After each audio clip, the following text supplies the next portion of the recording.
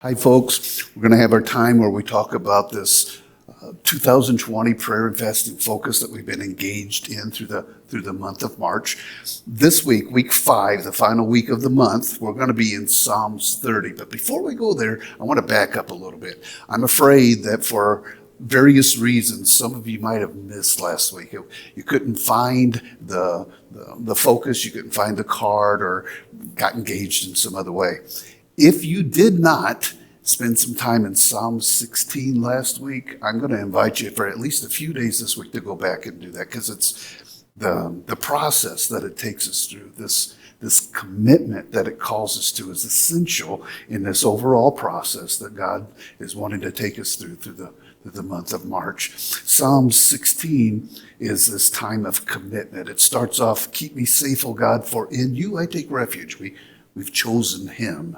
"I said to the Lord, you are my Lord, and apart from you, I have no good thing." We've identified God as my good.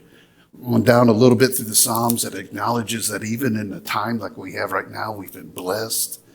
And then it says in verse 8, "I have set the Lord always before me, because he's at my right hand, I will not be shaken." It's this time of commitment, this recommitment.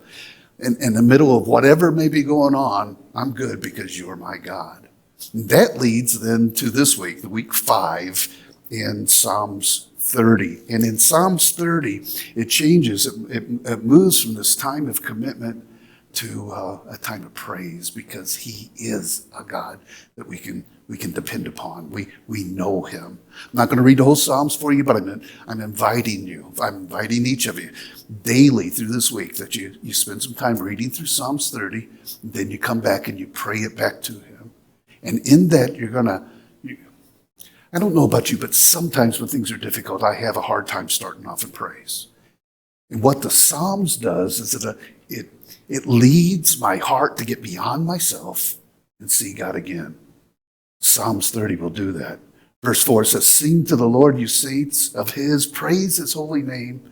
For his anger only lasts for a moment, but his favor lasts a lifetime." In the middle of when it's not good, when we're wondering how much longer all this stuff is going to happen, we need to remember that God's love is eternal. He's the dependable one in the middle of this. It goes on and says, "Weeping may remain for a night, but rejoicing comes in the morning." Regardless of what we're facing, he has the ability to step in. He's got the power to step in and change our night and day, our weeping to rejoicing. Last couple verses, verse 10. "Hear, O Lord, and be merciful to me.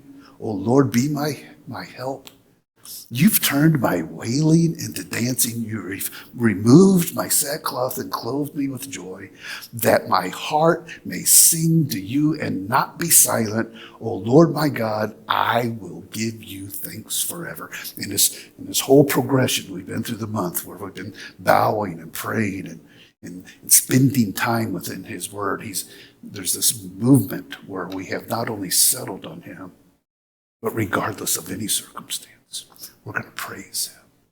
We need some help in doing that. It's a place of humility that he can bless. Psalms 30 can help us to get to that place this week. One more time, proud of you folks. Let's stay engaged in his word and bowing humbly before him, because he's our God, and he's a God of blessing. Have a great week, folks.